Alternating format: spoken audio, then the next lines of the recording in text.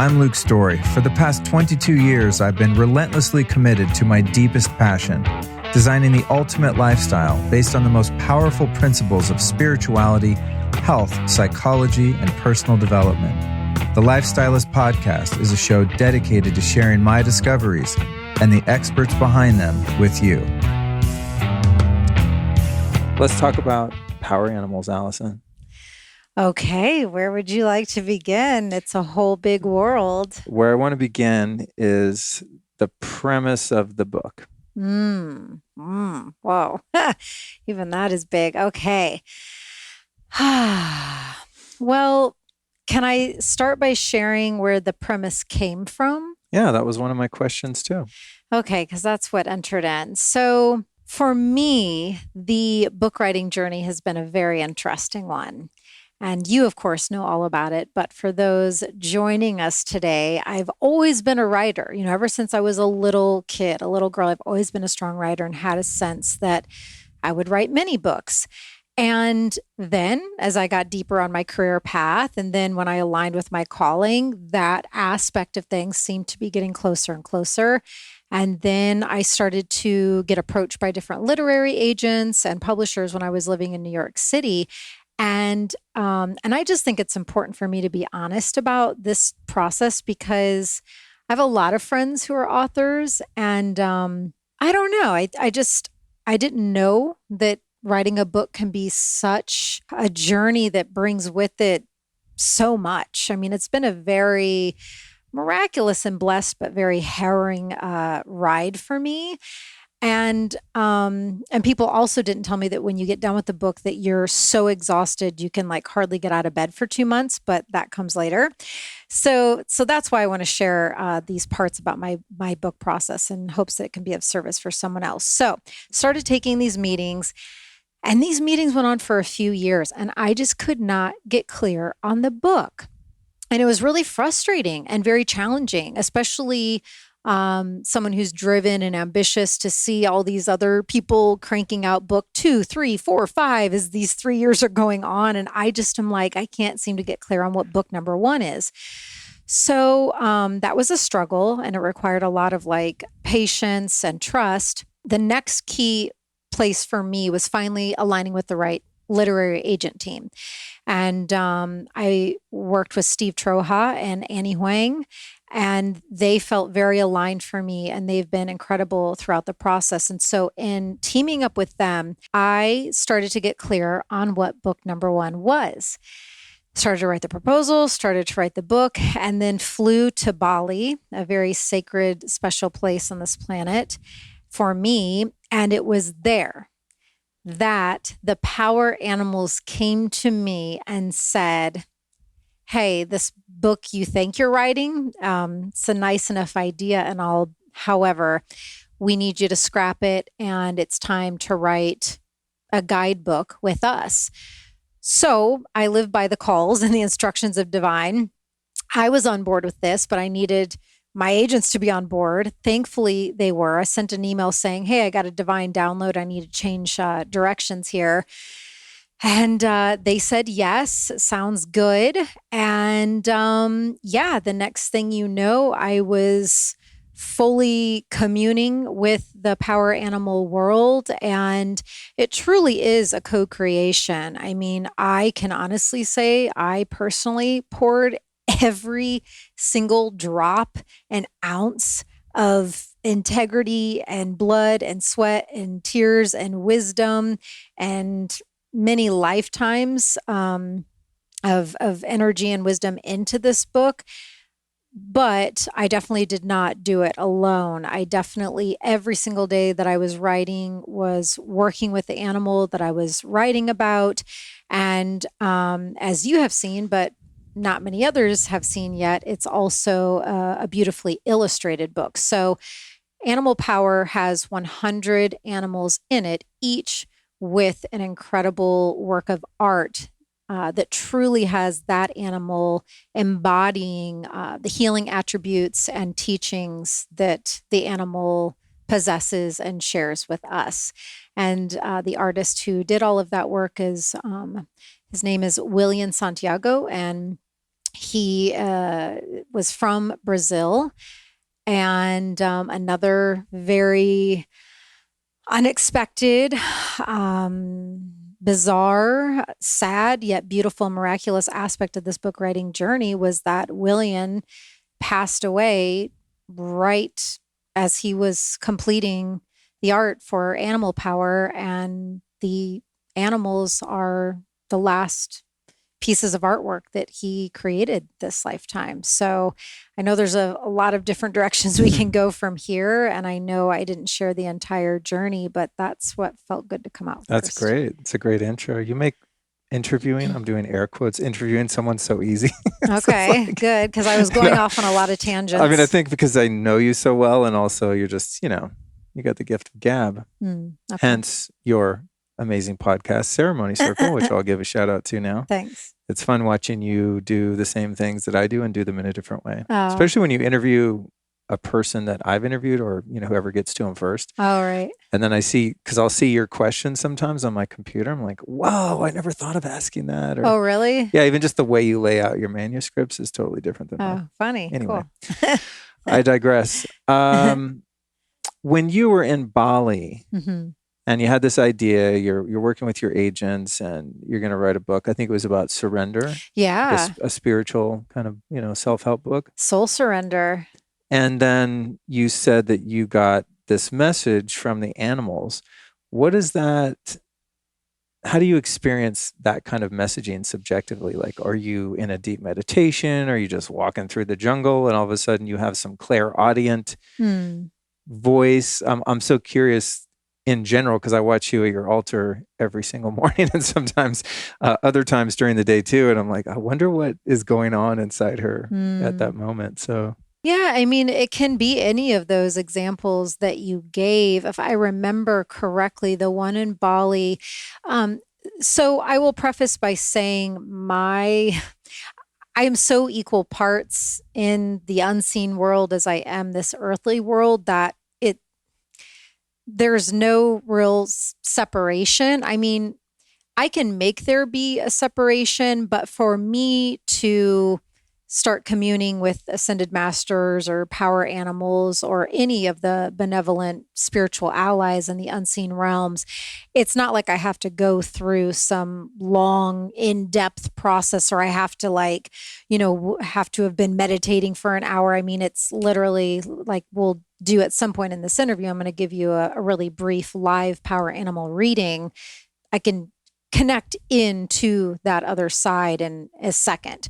So I think I was, just at the home that I was staying in and had just gone outside. I believe it was in the morning, had my tea, and I just closed my eyes to just take a moment of presence. And that's where the messaging came in. I think for that message, it was both visual and clairaudient.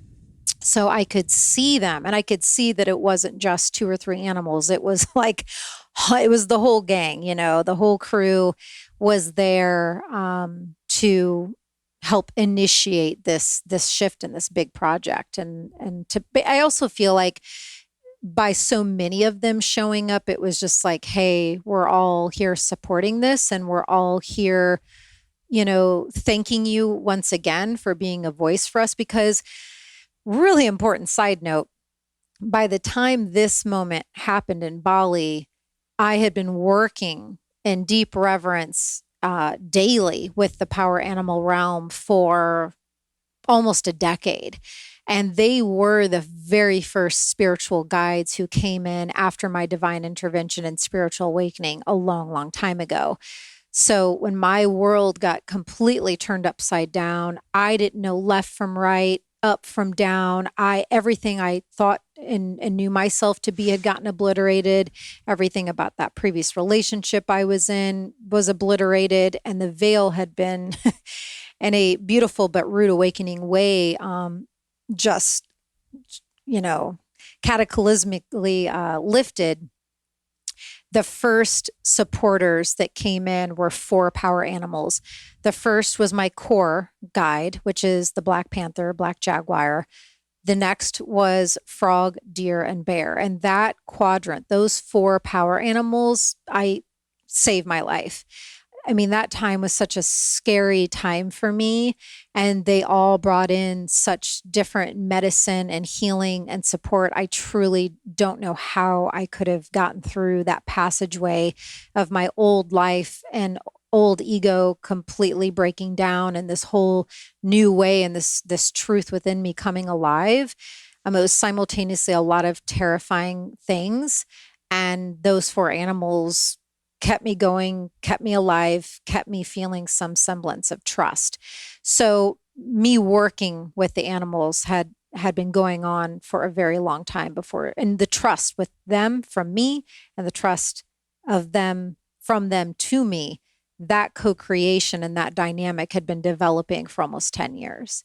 For those that are new to the concept of power animals, or what some people refer to as spirit animals, and this includes myself too, because prior to meeting you, I never thought of animals as anything other than majestic, cute, beautiful, scary. You know, they all have their kind of attributes.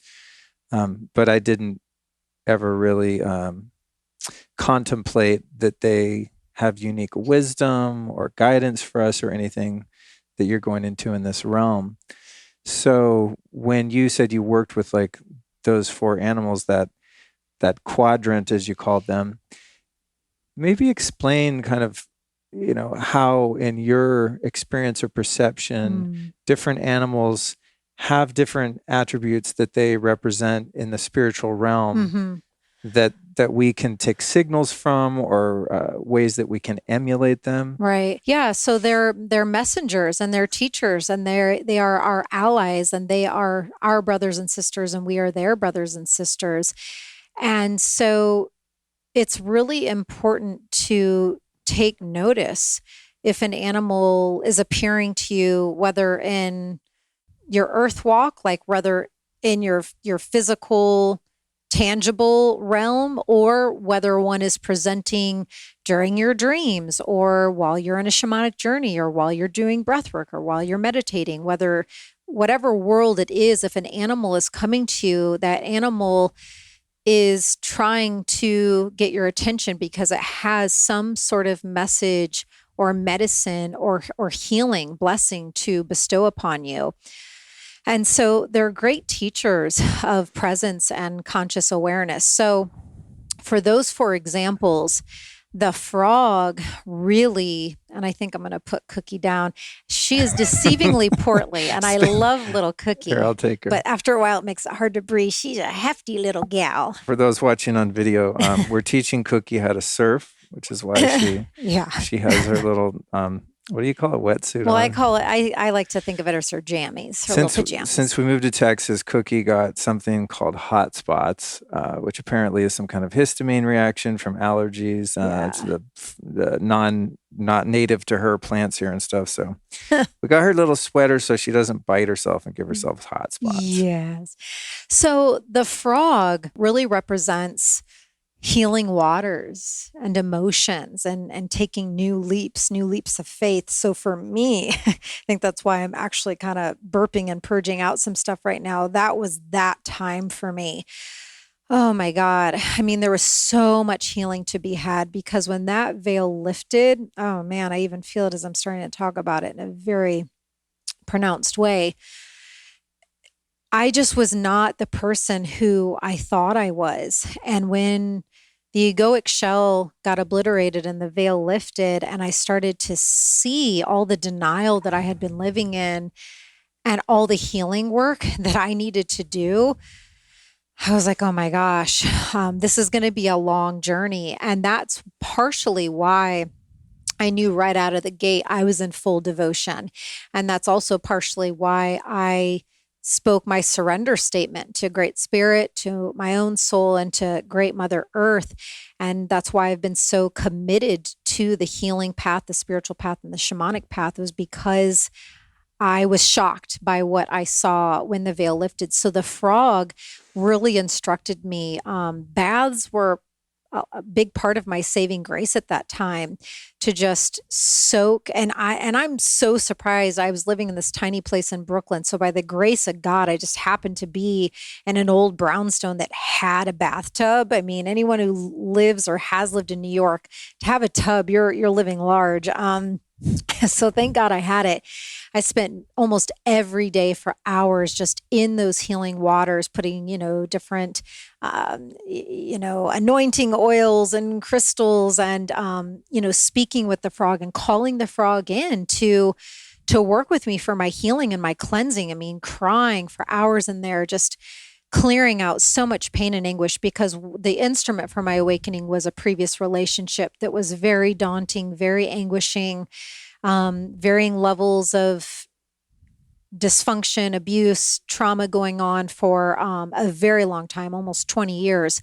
So by the time I got to this place, there was a lot of pain and a lot of built up pain body in me that needed to be faced and felt and loved and held and tended to. So frog was really my saving grace for that element. And then the deer, touching on what I just shared about what caused my awakening, the deer is heart medicine. It's the way of the heart, the path of the heart. And it's equal parts gentle and like, the word ferocious comes in because the deer has this ferocious heart power. And the deer just kept urging me to not shut my heart down, because in those kinds of moments you can go, yeah, oh, that's true. Because had I done that, yeah, we definitely would not be sitting here today. Because in those moments you can really, shut down, close off, and decide like, I never want to open my heart again because what I just went through was so painful.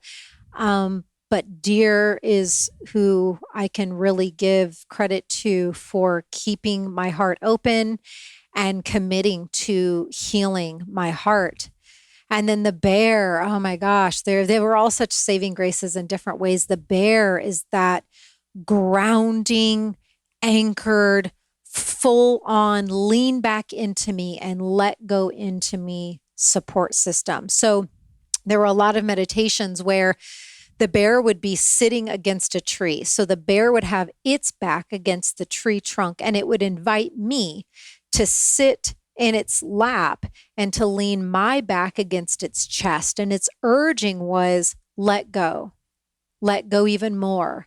And it was this first practice for me of truly learning what it felt like in a 100% way to lean back into the support of Great Spirit, of this power animal, and to let myself be held through this massive transformational process. And then the Black Panther, which is my core power animal ally, she has a mystical jungle strength unlike any other. I mean, when you just picture, a black jaguar just walking slowly in the dark through a dense jungle, perhaps with some mist wafting around it. I mean, just from picturing that, you can get the sense of the medicine and the magic of the black jaguar. And that is a lot of who I am. And she urges to allow your spiritual powers to come back alive. And that was the complete key for me, because a lot of what was causing my demise and the reason I got forced into a divine intervention situation was because I was so staunchly suppressing and pushing against my truth and my earth mission and my calling, which is all about having your spiritual powers open. As a shaman, you can't be a shaman without that. And so I was denying pretty much every aspect of who I truly was until spiritual support came in to wake me up. So those are some examples of the medicinal attributes and the ways in which the animals come in to help us in very significant ways. It's interesting that sometimes there's, as you described, the bear leaning against the tree and then it's inviting you over. It's interesting that sometimes they come in a visual way like that. I Mm-hmm. find that fascinating because I've never in my life had any kind of a vision, whether in waking state or a dream that I remember where there was an animal in any way communicating. I think that's why I find this so fascinating in the work you do, even though I know you and we're in the house every day and, walking around in our underwear, doing the dishes, living our, normal life. I'm just like, what's going on inside her? Because I don't have those kinds of experiences. So I'm so fascinated by that. Okay, so you put 99 animals in this book. Obviously, there are 100. Oh, I'm sorry. I always think it's 99, like a cliffhanger. That's like you were going to the Jay-Z song. Yeah, 100. Yeah, exactly. Well, we'll get to that question later, which is like, how the hell do you narrow down, I don't know, tens of thousands of species? And some of them are very unexpected too, like the tick. You'd think, well, why is the tick there and not the condor or whatever one's not there? But what I want to ask is more about the spiritual nature of a species of animal, in that I think, as we know, we have our dog and our cat, like each of them have their own unique personality that's independent to them, just as people do. But I've heard some spiritual teachers, like David Hawkins specifically, would talk about the family dog and the family cat, like domesticated animals, and how they carry this energy field of unconditional love. I think they calibrated it like 5 or 550. If a cat's purring, it goes up in consciousness. If a dog's wagging its tail, it's a little bit higher too. But the way he described, he didn't use the word power animal or spirit animal, but just the ways in which animals enrich our lives, let's just say that. And he said that when you look at like an orange kitty, there's just one orange kitty. It's like orange kittiness. So it's like, from his perspective, and I want to see where yours align and where it doesn't, but from his perspective, it's, even though there's sort of micro expressions or aspects of a personality of each orange kitty, okay, fundamentally there is like one spirit of the orange kitty, like there is one spirit of the horse, one spirit of the eagle, the shark, etc. Okay. In other words, there's like a unified field, almost like a flock of birds that fly in unison as one organism, or, okay, I see or a school of fish, that each individual fish might have its own attributes, but that breed of fish that all move in that unified field under that kind of attractor field are really just one fish. Got it. And I don't know that this is true or not true. I'm just kind of curious when we're working with the lobster or, the monkey. Is it sort of like there's just a universal lobster energy or lobster attributes or qualities? There are those universal ones, but where it gets very nuanced and specific and unique is, so a lot of the work that I've done and got known for very early on after I allowed my truth as a shaman to come alive was guiding these power animal shamanic journeys. So with my drum or rattle, I mean, it's a whole process. It's not as simple as what I'm about to say, but at the heart of it, I'm using my drum or rattle and voyaging all the attendees, which sometimes I've done up to 10,000 people at one time. And I'm guiding them into these other realms to call forward. We set the intention before. So it could be your core power animal that we're calling forward so you can finally meet it, ask it questions, receive medicinal blessings from it, things like that. Or we could be calling forward, like the journey I have for people that pre-order my book, we're calling forward the power animal who most wants to support your life right now. And so depending upon what we're going through in life, like let's say you're building up to some like massive career presentation and like you're super nervous about it, and this has been like 2 years in the works, and you just feel like everything is riding on this like PowerPoint presentation. Perhaps in that journey, one possible ally who could enter in to support you would be the rhino. So where it gets a little bit unique and specific is that when the animal comes to you, if it really needs you to get something, it will absolutely communicate, move, express in a way that makes it feel very unique. I'm trying to think of an example. So let me tune in to get a very clear example from you. Okay. So the crow represents, it's a very shamanic totem, and it represents a lot of sacred law, the void, transformation, great mystery. And let's say the crow is coming in your shamanic journey to be your guide right now, and it really wants you to wake up to trusting being in the void. When you ask it if it has any medicine that it wants to give you, it might bite you. It might take its beak and bite your arm to provide you medicine, and then flap its wings all over you. And it might be a bit of in that moment, a bit of a jarring or a little bit of a scary experience, but it will do, and it will share its personality in the way that it needs to get your attention in the way it knows it needs to provide the message that it knows you need to receive, if that makes sense. So yes, the crow represents some of those properties that are universal that I just shared, and the same with those 4 other animals that I just shared.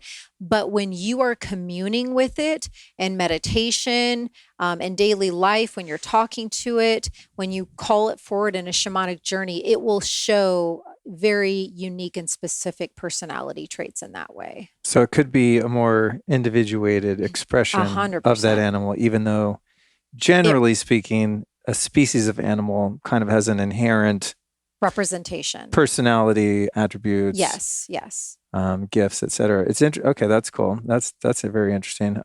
You mentioned the frog before, and you talked about one of its properties being cleansing, and something that came to mind was the combo frog of South America, right? Where this is like one jungle medicine I think I would only do one time. I've not gone back for this one, but for those listening, it involves extracting the venom from the skin of this very particular frog named Combo with a K, Kambo. It's used by hunters in the Amazon and such. You extract this poison, this venom, and then burn little holes in the surface of your skin, and then you rub, well, not you, but a shaman, essentially would rub some of this dried venom in those surface wounds to get in your lymph system, and has this incredibly powerful purgatory effect.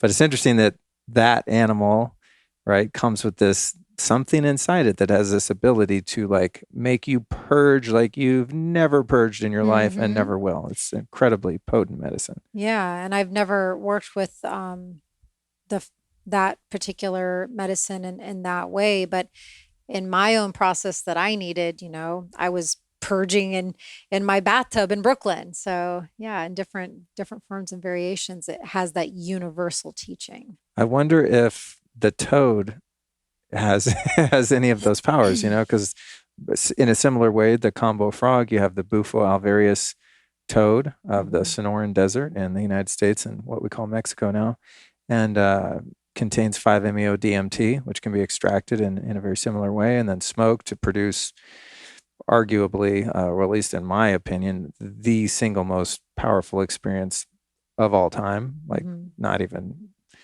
of any plant medicine, but I mean just the most powerful experience a human, I think, could experience. What is it about the toad in general, not the Bufo toad, but is there any particular medicine to the toad that would kind of speak to that galactic, life-altering gift that some of them have? I could feel in. I don't have toad. I have frog in the book, and I don't have toad, but let me just feel in. As you were sharing with the messaging that was coming to me, was sweating out the old, and then I was getting the visual of how their like chest or throat like billows out with their breath, and there was something about creating new space, a new environment with the breath to really transform. So those were the 2 messages coming in, and I've also never done that medicine, so I don't know if what I just shared resonates with you on that. If it includes the word space, it would definitely apply. I mean, creating space. Yes, absolutely. Creating as much space as you could possibly imagine. Infinitely. Infinite space, truly. Yeah, so that's interesting. Wow, cool. This is fun. It's just funny when you're kind of around someone all the time. I never have dove Yeah, we this. don't ever talk about Yeah, this. it's just like, oh, she's working on her book. Like, how's it going, babe? Good. You're making some progress. Oh, you hit a stumbling block. Oh, I'm having a breakdown that day. Yeah, I mean, but I'm not like, okay, what animal are you on? Teach me about it, you know? Yeah, we've never talked about it. Yeah. So while we're kind of on the animals, there's a bunch I of should have places I had want you to go. do the video journey before we did this interview. Well, you know, I guess we could go into some of the contributors in the book. I was blessed enough to be one of the contributors. My chosen animal was the horse, which is not an animal I have a lot of interaction with at this point in life, but I did quite a bit when I was a kid. And so I was thinking about the ways in which that animal has impacted me and just the energy that I get from them. And I told a little story about that, which was really meaningful to me because it actually opened up kind of a portal of especially of my childhood that I didn't really know was as impactful. As I started actually doing that writing, I was like, oh, wow, there's something between me and horses that's much deeper than I even realized. Yeah, and that's been the beautiful thing. I can pretty much say so yes, within Animal Power, I invited 25 global contributors, shamans, spiritual teachers from all walks of life, from all over the world to share about a particular power animal that has really impacted their life and to share a personal story about it. And if I can remember correctly, I think almost every single one of them, when they sent me back their story, they said something along the same lines of like, wow, I'm so thankful. Like, thank you again for this invitation to do this reflecting and to do this writing. And it's such a testament and an example of the power of working with animals and working with the power animal realm, because just in them tuning back in and feeling back into their relationship with that particular being,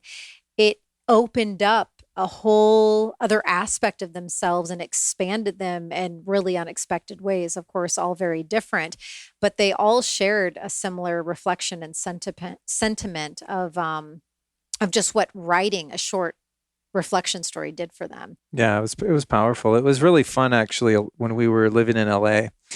And you had some of the contributors, some of the 25, I think, that had already come in and you were kind of working on those. But then I remember when you were kind of chasing people down, like, hey, the deadline's Friday. Did you get your piece? And then they started to come in and I got to read some of them, you know, before they were edited and things like that. But I found people's contributions to be really cool. I think that's going to add actually a lot of depth to the book, or does. Like I remember reading the Daniel Vitalis one, I think was The Tick, right? Yeah. Yeah, and I was just like, holy crap. I mean, it was so deep. It was super profound. And you just think like ticks, oh God, they're these annoying things that you try to avoid because you might get Lyme disease. And he had this whole reverence for them. And it was just really fascinating. And Paul Selig and yeah, I have a lot of incredible teachers. Yeah, Shiva Rose, and I have some indigenous contributors. I had to track one Quechua elder down in the Amazon, and have a translator. I mean,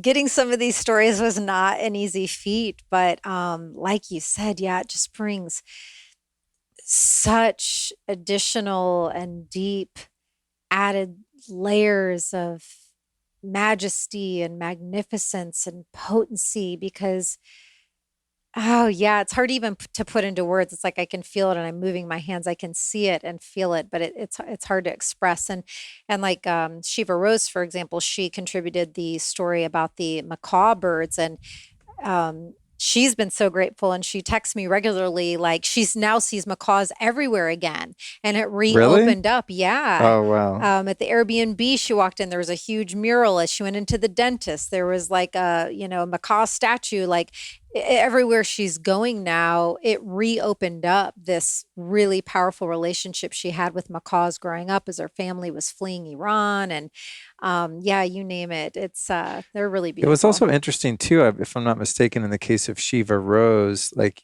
you wanted to cover that animal and no one had contributed it. And you're like, I don't know, do you have anything on this animal? She's like, yeah, we had him when I was a kid. There was like quite a few instances of synchronicity like that. Yeah, this book is absolutely a living, breathing altar of a medicine book. It is so alive, and the deeper essentially, because I was sitting with you a couple of weeks ago and I looked back to the very first email I exchanged between myself and my two agents, because I wanted to see, because people ask me all the time, how long were you writing? How long were you working on the book? And I thought, you know what, let me actually see.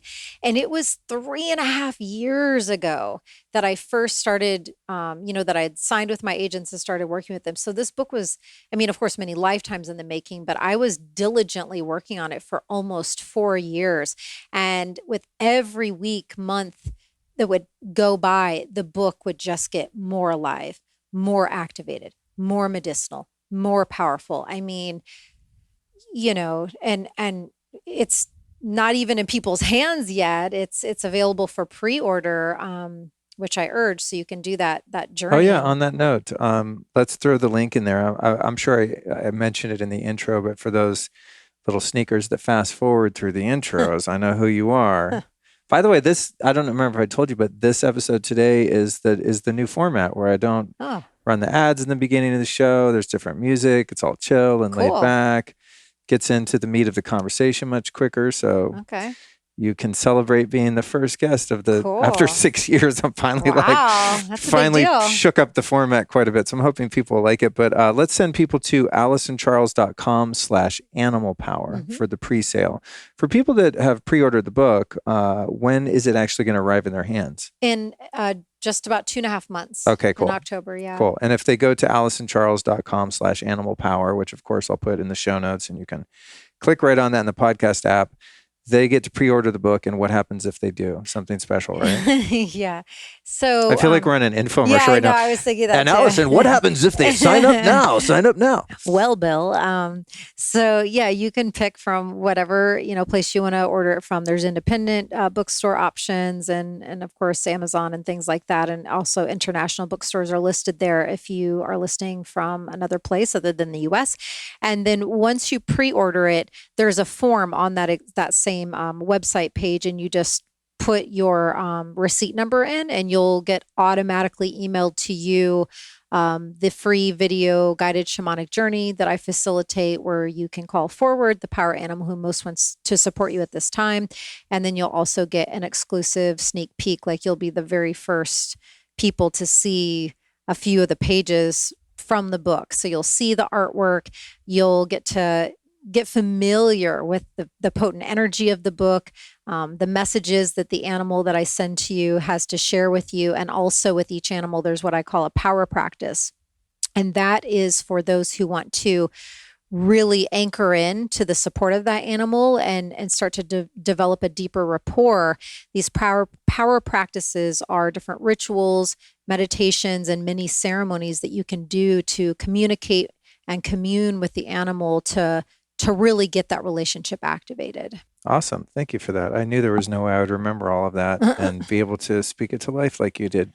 What were some of the challenges as a writer in general? I know that you mentioned earlier, like, people don't get to see the grind that goes into writing a book, and watching you go through it, of course, I got to see, like, wow, this is a lot. And as I'm writing my own book now, I'm seeing, like, oh my God, what did I sign up for? And I think mine is in many ways not even as challenging, because I don't have all these contributors and all of these kind of hurdles that you had to go through. Artwork on every page, and 100 pieces of beautiful art need to be curated, and then the untimely demise of the artist and things like that. But in a more internal way, or even in the logistics or politics of dealing with publishers, et cetera, what were some of the challenging parts in actually giving birth to this baby? Oh, goodness. It's a journey unlike any other. And, of course, I wouldn't change any of it, because it was the greatest teacher of my career, hands down, like no question about it. This book journey was my greatest teacher. And I have done a lot. I have accomplished a lot. I have tossed myself into the fires in a lot of different ways over and over and over again, both personally and professionally. And this book was a massive initiation. I think for me, I'm really grateful. I had such a strong collaboration with my publisher, but anytime you're writing a book, especially around something that's just so sacred and personal and sensitive, um, for me, I really needed to hold a massive, massive, massive energetic space to hold and carry this book through to the point of birthing, because like I said, it's a living, breathing altar medicine book, and it's rooted and founded and based in shamanism, the world's most ancient healing spiritual art. And so it's a big, wide load to carry, and it's a big responsibility. And I think the saving grace at this point, and this is where that trust in divine timing, right? We go back to those 3+ years where I'm having all these agent and publisher meetings and I can't get clear on the book. Well, now having gone through the process all those years later, I understand why. It's like I needed to be in such a strong, rooted place within my own being, within the embodiment of shamanism, with the embodiment of my mission and the way the shamanism is supposed to express and move through me and with me. Because, I am explaining in this book, I had to write an author's note. I chose to write an author's note to explain what shamanism is and how my shamanic path works, because every shaman's is different. And, this can be very sensitive and confusing and often misconstrued subject matter. So just writing the author's note alone it was the deepest writing process of my life. I mean, it was exhausting, and just making sure that every word had its purpose and its place, and was of truth and of authenticity and of integrity. I mean, it was it was a very, very meticulous, specific, sacred, deep, and exhausting almost 4-year journey. And, because I guess one thing that's coming through for me to share, because of some of the confusions and misperceptions around shamanism, I've been instructed for many years that one of my duties is to be an educator in the space. And that was, to be honest, an aspect of my work that I really pushed against for a very long time, because there's a big difference between, facilitating shamanic ceremonies and guiding people and journeys. There's that side of it, but then to be an educator in the space, it might sound like it's the same, but it's very different. It's a whole other animal, no pun intended. And so it's a big responsibility. And the saving grace for me is, by this point, by the time I'm writing this book, I have such a trusted, clear line to source, such a trusted, clear line to God, Goddess, Great Spirit, Great Mother Earth, and the divine wisdom, love, and truth that is me and lives within me.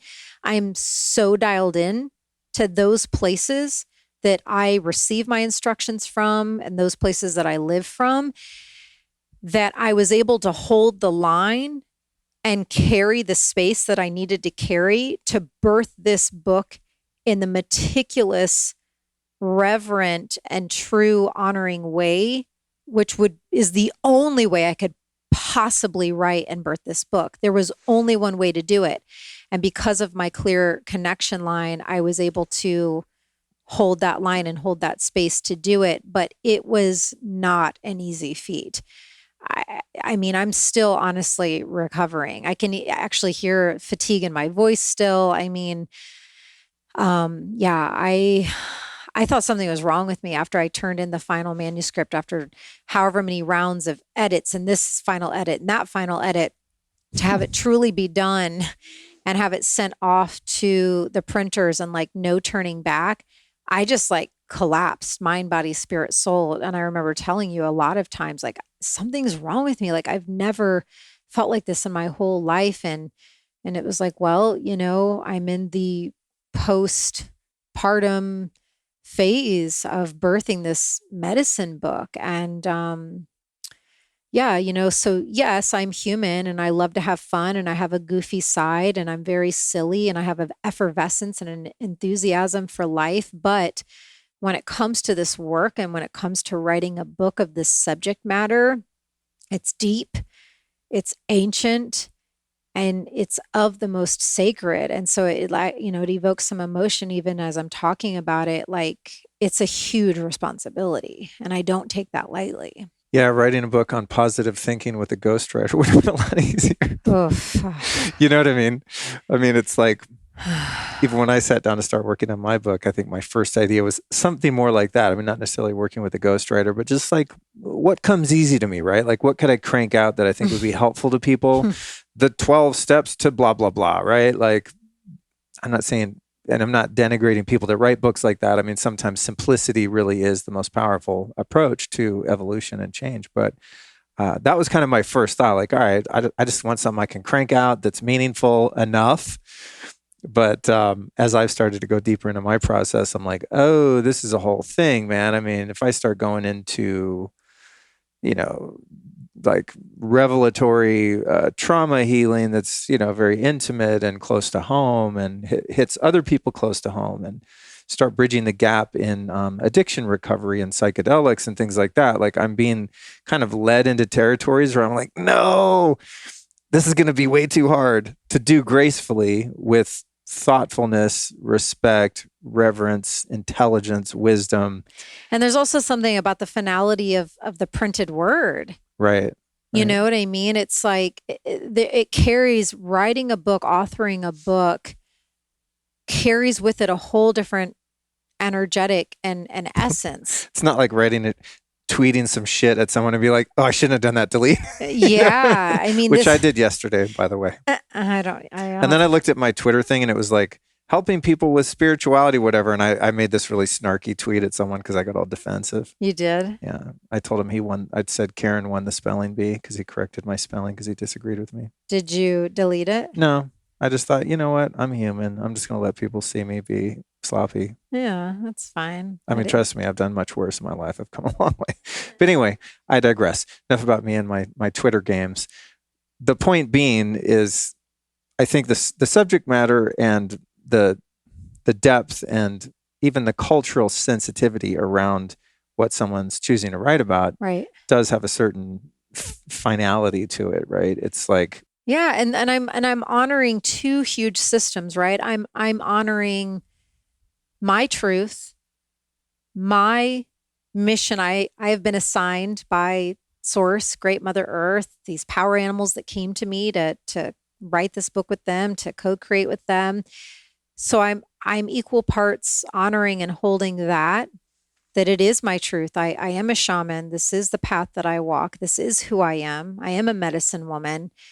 While also, I mean, there's so much on the other side of honoring too, of honoring First Nations and the very first humans in Africa to open up the gateways and to be the first humans on this planet to know that there's these other realms to work with and commune with, and that part of being here is to interconnect to the oneness of both of those places, and to honor them, and to also remember that, it is a huge honor for me to be able to write a shamanic book, because even a friend of mine that I interviewed today on my podcast, Ceremony Circle, she also learns with and sits with a lot of different indigenous elders and teachers, as I have throughout the years. And one particular group, that she was sharing about, they, up until like the late 90s, almost 2000, it was still illegal for them to do their most ancient sacred practices, just communing with the fire and working with sacred tobacco in a certain way. It was like literally illegal for them up until almost the year 2000. And so it's not lost on me that it's a huge honor that I'm able to so outwardly do this work and to be a quote unquote public figure shaman, and to write a shamanic book and have it be published. It's a really beautiful honoring thing to have. Yeah. It definitely is. What are some of the preconceptions that you've encountered when it comes to shamanism and things like working with power animals? No.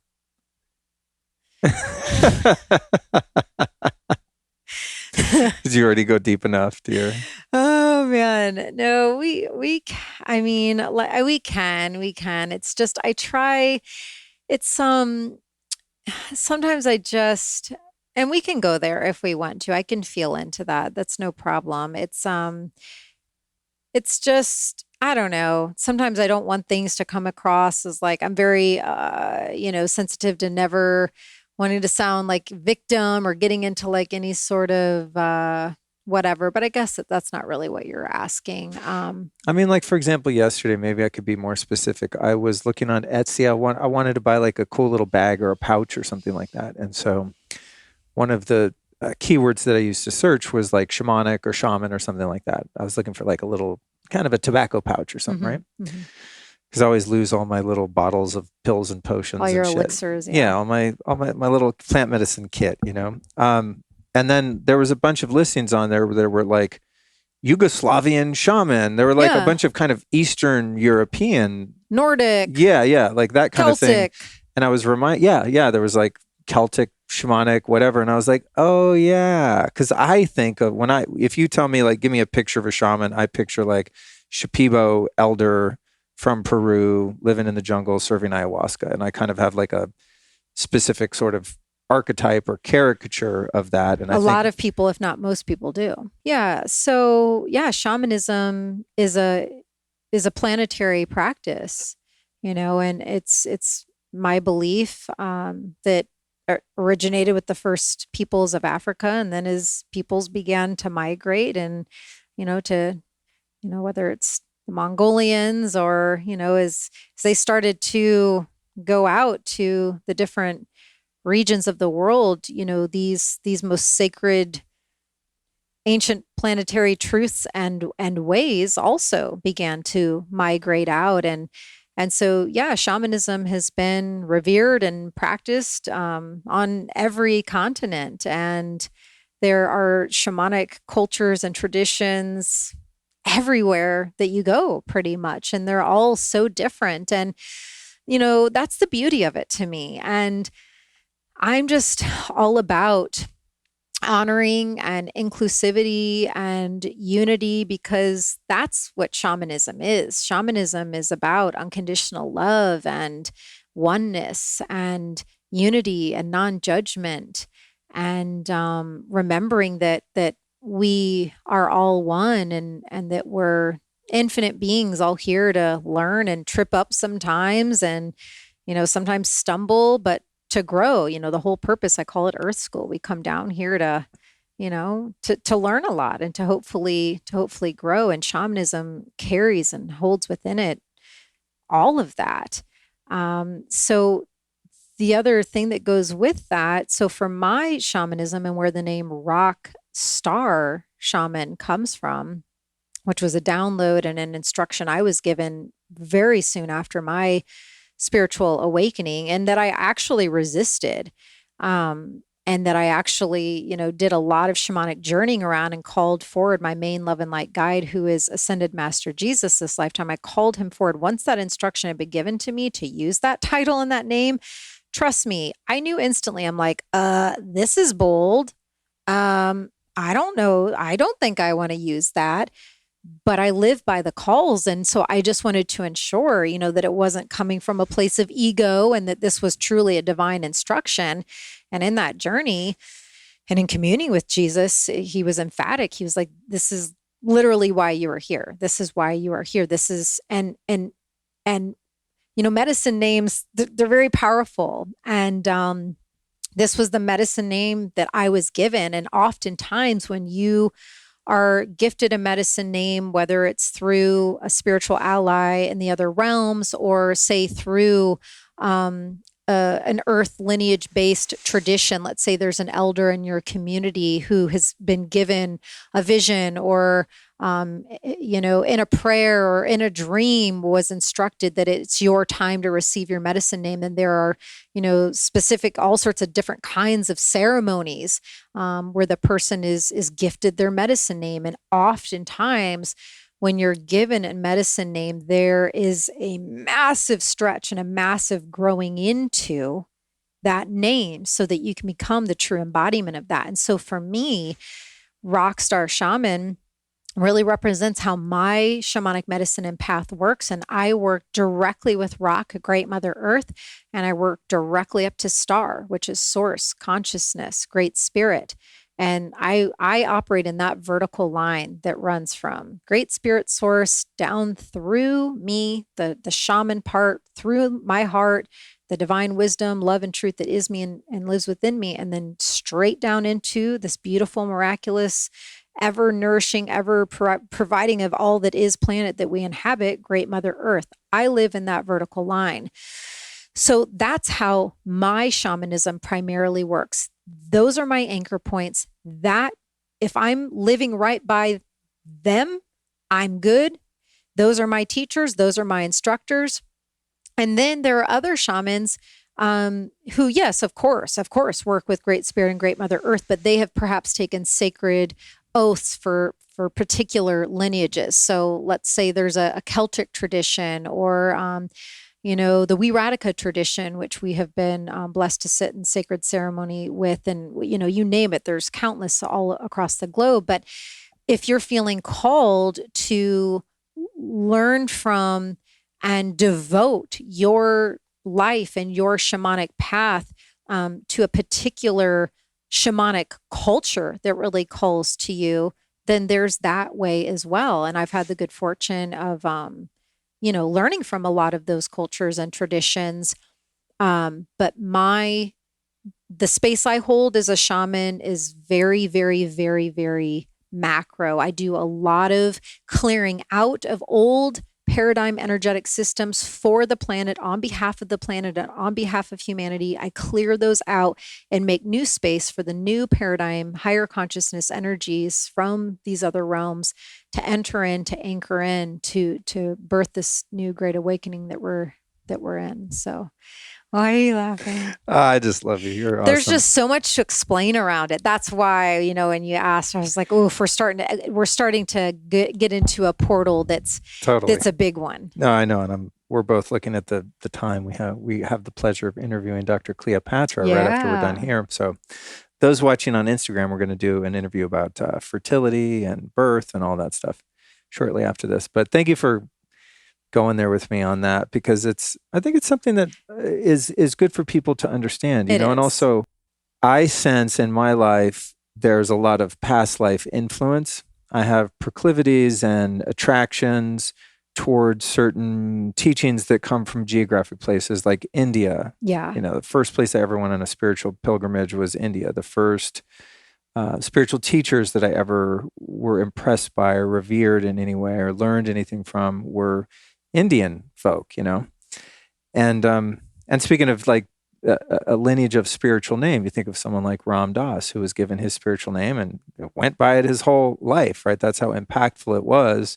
So he wanted to be, for example, this intellectual psychologist, Harvard professor guy, started doing psychedelics, went to India, met this guru, and he's like, you're not that person anymore. You're Ram Dass now, So it's like, it's interesting how many different things in the ethers can kind of influence what we're drawn to and what our calling is, Yeah. And the other last little button that I'll put on that is truly, shamanism. And if you feel called and if you enter in to the exploration of shamanic practices, if that is a calling that you feel within your being and your soul and your heart, that's a birthright of every living being, both of this planet and also of otherworldly. It's a birthright of every living creature, because at its core, at its foundation, shamanism is walking with feet in both worlds, both the earthly and the otherworldly. And we all have the right, we all have the birthright to get to know the planet and to begin to honor and commune with and send offerings to and receive blessings and teachings from the very planet that we're all living on. That is our birthright. And it is also our birthright to begin to remember and learn practices that help us connect into and commune with the other side too. All of the spiritual allies and beings and angels and ascended masters that live on the other side. That is our birthright as well, if we feel that call and we so choose to learn how to honor them. It's everyone's birthright, but where it gets very tricky and extra sensitive is if, like, so you feel this deep connection with India. And for me, it's like the Persian and Egyptian culture and the Bedouin culture. I'm like this ancient desert trekker being, that side of the world is what connects with me most on an ancient level. So whatever culture it is, if you start to feel a pull to learn their ways, that's where you have to be really, really respectful and reverent and honoring and ask, if you start to go there or work with a teacher that is, steeped in those traditions and teaches those traditions, there, are oftentimes things that they share, whether it's a prayer, a song, a dance, an offering, sacred ritual, whatever it is, they may pass on to you, and you may get their permission to be a carrier of that. But oftentimes, there are things that are not to be, carried on or shared on, like certain sacred songs that I, sit with a group with and we sing them together, but they're not to be shared publicly and they're not to be passed on to other people. And so that's why, and I am glad that we ended up talking about it, but this particular portal of the conversation, it's very detailed, sensitive, and nuanced, because if you are working with a certain culture or tradition and you have a teacher or an elder who is sharing things with you, you just have to ask them a lot of questions, and you have to make sure that you have permission to share certain things on. And the things that I share that are from certain lineages and traditions, I've always been given permission to share them. But 90+% of what I share comes directly from Great Mother Earth or directly from Great Spirit. And we all have a birthright to learn both of those powerful beings. It reminds me of learning Vedic meditation, the kind of sister teaching of TM. People might be familiar with that. And one of the tenets of that lineage is that when you're given your mantra by your meditation teacher, that you never share it with anyone. And I've never shared mine. But if you asked me, like, maybe on my deathbed, I'd sneak it out. But I don't know. It's just my teacher told me that's the way it works. Yeah. However many thousands of years this particular style of meditation has been taught, that's the way they do it. So yeah, I just never questioned that. There was never any temptation. I mean, that's a kind of a very singular, or granular kind of tiny little example of that. But can only imagine if one goes through more extensive shamanic training, there's probably all sorts of different things, like not just one little mantra, but all kinds of different rituals and practices and things like that, some of them will be more shrouded in mystery and, I want to say secrecy, because that implies, it's not universal, but a lot of the teachers are called wisdom keepers, and they've had to keep things, in sacred private space so that those wisdoms and traditions could carry on without them being, changed. Or I wonder how much of that is due to the rapacious colonialism of, these certain bloodlines that came out of Sumeria and Babylon and somehow figured out how to get weapons and travel in ships and go around the world and just dominate and decimate and completely, in some cases, eradicate native cultures. And, thinking about the Tibetans and people in South America, people in Africa, people in India, Native Americans here on this continent. I bet there's a lot of, I'm assuming that some of that protection and sort of, holding some of the teachings close to your chest, so to speak, is born out of these sort of foreign powers coming in and trying to stamp out a civilization or a culture, spiritual connection and practices, the ways in which they're empowered through those practices, through their traditions. So I'm assuming, as a tribe in the Amazon had to recede further and further into the jungle because of the imposition they were facing, that they had to sort of compartmentalize some of those teachings and keep them under wraps with, as you said, the wisdom keepers to really protect the teachings in those traditions. And I think as we perhaps start to become more worldly as a species, and almost anyone that can afford to can travel almost anywhere and meet some of these remaining cultures and learn from them. And I think that's probably where the need to respect perhaps why some of these teachings have been held the way they've been held, and to really hold them with reverence, because people died to carry them. Absolutely.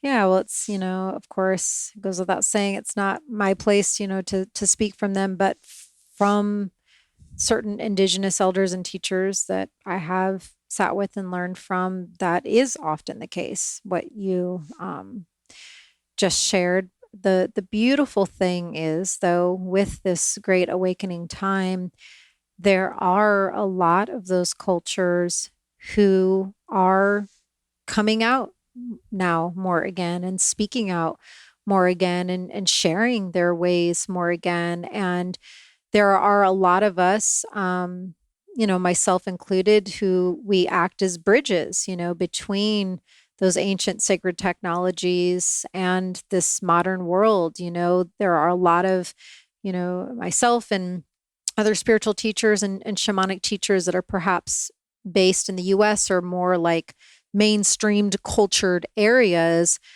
where we have these connection points of friends, colleagues, teachers, and these more remote regions who trust us and who, share with us certain things, or perhaps come on Ceremony Circle podcast, or, collaborate and co-create with those of us who are bridges in different ways, because it is time to share again these truths and these most ancient wisdoms. And, the Mamos, for example, one of the episodes, I think it was just a couple episodes ago on Ceremony Circle, we talked about that tradition and from Colombia, and they have a whole way, from a very young age, they like live by themselves in caves in the remote regions of the Sierra Nevadas in Colombia, and they really stayed tucked away in those caves for a very long time to preserve their ways, their languages, because the Mamos themselves speak languages that only another Mamo can understand. But they were given an instruction not too many years ago where they were told, to come down from the mountains, to exit the caves, and to begin to share their rituals to honor Mother Earth and things like that. And I really love them. I have sat in ceremony and ritual with them a number of times, and they're sharing again. So we're really in this very intriguing, powerful time where these most ancient truths we're being reconnected back to them once again. Amen. Amen. Yeah. I've noticed that with it's kind of tough because I'm close to it and have been sort of immersed in it in the past 3 years or so, but observing how plant medicines themselves have, if you believe in the intelligence of plant spirits and those that have experienced these powerful entheogens that come in some plants and some types of traditional ceremonies and such probably do. I can't imagine you would have one of those experiences and just be like, that was just some vine. Like there's something going on there that we can't quite explain. Yet, as much as certain people might want to preserve those experiences and those plants and extracts and things escaping from wherever they come, they're out and they're on the move. And one has to wonder perhaps if the intelligence of those plants and the people that made ceremony around those plants and sort of discovered different ways to work with them, if they have an agenda of their own, much like the Mamos, the instruction they were giving, like come down off the mountain, start heading into the villages, towns, and cities and spreading the good word, right? And sharing the wisdom that they've been carrying for thousands of years. So it's interesting to see where we are right now at this point in time, that there's definitely, as crazy as the world's getting and seems to be just in many ways like the Titanic of consciousness just bubbling under the sea and going away, there's also this incredibly inspiring resurgence of these ancient wisdoms and ceremonies and traditions and from all over the world, right? Everything. I mean, just look in the past 20 years, what's happened with so many of the yogic traditions. There's meditations, well, before COVID tyranny shut many of them down, but meditation centers and yoga centers and breathwork centers and things like this. It's like now more than ever, people are starting to want answers and there are places to go for them. So, yeah. And we're remembering, I mean, a lot of us are very, very ancient souls who in past lives lived all different areas of the world. And we carry with us, we are energetic beings. And in our light grids, in our light body, in our chakras, in our soul, we carry with us all of these ancient remembrances. And that's why it's so important to devote to daily morning time at your altar, or whatever spiritual practices that speak to you, to keep coaxing these truths that are already stored within you to come more alive. It's just a remembering. That's all that's happening. Hot damn. Tell us a little about the card deck before we wrap it up. Okay, and then I have to do the quick. Oh yeah, that's right. Okay, and then we'll close with that. Okay. So yeah, the card deck. So Animal Power book is available now, as we've shared, and then the Animal Power card deck will be out in the spring, and so we all have that to look forward to. It's 75 animals in the deck, and there's really cool invocation with each one. So again, it's similar. It's like the deck's version of the power practice. It's a powerful communication that you can either speak out loud or write in your journal or just say from your heart, that basically invites, that honors the animal for coming forward. You thank it for revealing itself and for its teachings, and you invite that animal to keep working with you to empower your pathway forward. So it's a divination deck of sorts. Yes. Okay. Now, I want to touch on this a little bit. Up until very recently, I have never heard of or seen, and maybe just because the people I hang out with aren't this way, but I've never seen a male use a deck. But almost every woman... You guys should. Well, there is one. I found one. Oh, okay. One of our mutual friends. But almost every woman I know who's into any form of spirituality has card decks. They're great. And almost to a woman, pull cards, right? Yeah, and it's so fun. I watch you do this all the time at your altar, and I don't know, for some reason I've never really asked you, like, what are you doing? What happens? So, what happens when you take that type of deck and you shuffle them up and you pick a card? We've done it a couple times. Your whole life changes. But I mean, what's the idea behind that? And will your deck work in the same way, where you shuffle the deck and I pull the polar bear, and then I'm like, oh shit, I pulled the polar bear for a reason. And the one guy friend, I'm sure there are zillions of guys around the planet that do this, I just don't know them. But our mutual friend Kyle Kingsbury. Oh, he has decks? Yeah, the other day he's like, bro, you're doing tarot decks, right? You're pulling cards. I'm like, not really. Alyson does. He's like, what? It's like, oh, you have no idea. Kyle knows what's up. Yeah, I mean, he really, the way he described it to me, I mean, it informs a lot of his decisions, and he really works with them. It's not just like a party trick, but... Well, there's all sorts of different kinds of decks. There's tarot decks and oracle decks, and I refer to mine as a divination deck because I'm all about empowering people. I never want anyone to... rely on an outside source.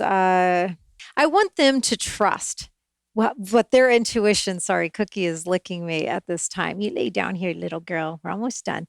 I want them to trust their intuition in terms of how they can work with this deck. So I was very specific when writing my booklet that goes with the deck. I'm not telling you, oh, you need to lay out the cards in this way and pull this amount. And there's nothing wrong with that. Just for me personally, with my deck, I didn't want it to function that way. So have it at your altar, have it at your bed, and just listen to your heart in terms of how you want to use it. If an animal has been presenting to you, of course, go to the deck, pull that card out, read about it in the deck and find out why it's been trying to get your attention. Otherwise, you can, one standard way that I do recommend is that you hold the deck in your hand. First of all, when you first receive the deck, I want you to talk to it. If you have some, cedar or copal, cleanse the deck, really start to get energetically aligned with the deck, because this is the deck that made its way to you, to your home, to your altar. So this is your new best friend. And so once you've done some communing and cleansing of it, and you're ready to pull a card or do a reading, hold the entire card deck in your hand, place that up to your heart. Just start to breathe into it. And as you're breathing, getting centered in your heart, see if there's a specific question that you want to ask that deck. Once you're clear on the question, knock on the deck 3 times, and then just start to shuffle. And then this is where you just have to trust the card. If you want to pull 1 card, 2 cards, 4 cards, trust your intuition, but they will reveal. The card will either jut out of the deck a little bit or fly out of the deck onto the floor. Or as you're shuffling, you'll just get a sense. You're like, I'm supposed to read that one. And that's how I like to flow with mine. It's just more intuitive. And that'll be spring 2022. That's right. For those listening. Some people are going to listen to this in 2024 and they're going to be like, oh, snap. It's been out for 2 years. Now she's got another one out. Okay. All right. I think that's it, dear. I've already asked you the final question so many times, so we'll just go ahead and go into what you have to present to us today. Okay, I'm just going to do a mini live power animal reading because, like you said, even though we live together, we never talk about this stuff really. And I don't think I've ever done a reading for you like this. No. Okay, I didn't think so. I've been missing out. All right, I'm burping, so something good's coming. Hang on. All right, so excuse me, clearing out for this reading. So I'm just going to briefly use my rattle. Before we started this interview, I was already anchored into Great Mother Earth. Already tapped in and connected with my heart, and already connected up to Great Spirit. So I'm just connecting even more deeply into these 3 places. And with Luke's permission, I want to call forward the one power animal who wishes to come forward at this time, the power animal, guide, and teacher who most wishes to empower Luke's stories, pathway, and life at this time. I invite you forward. Come forward and clearly reveal now. Oh, okay, beautiful. So it's already come in. It's this beautiful, majestic bird, but I'm just allowing it to get closer to see if it wants to identify itself specifically so I can know what type of bird. Stand by. Okay, so it's an eagle. So the eagle is here. And the way that it presented and initially came in was from a pretty far distance, but it was showing its grand wings and its supreme ability to navigate in the skies and to fly and to use its wings. So I just want you to hold that vision, and it just began to fly closer and closer. And the closer it got, the more I could feel its power and its magnificence. And so I just want to ask if it has a particular message for you. 1 second.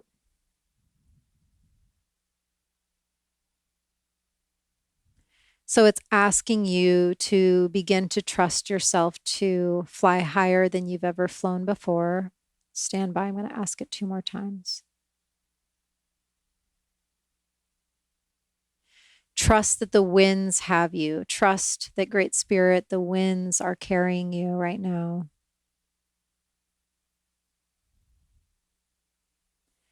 It's about your heart. Stay connected to your heart and the winds. You are about to unlock an intelligence within you that is so far greater than you could have ever imagined. We have you, we're carrying you. Allow yourself to be held. So I'm just in this moment thanking Eagle for its generosity. I want to thank all of the power animal realm. They always show up live and on demand like this. So again, just thank you for doing that and allowing me to always trust in you and to know that you're always present. So thank you, Eagle, for coming forward. Thank you for bestowing this message to Luke. I hope you received it into your heart, and hopefully it will be of service for you. And Luke, you can just know that in this next chapter of your life that you've got this incredible eagle ally to call upon to just give you that dose of confidence and strength. If at any point you feel tired or weak or scared for any reason, call upon the eagle to infuse you with this knowingness that you're being held and you're being carried.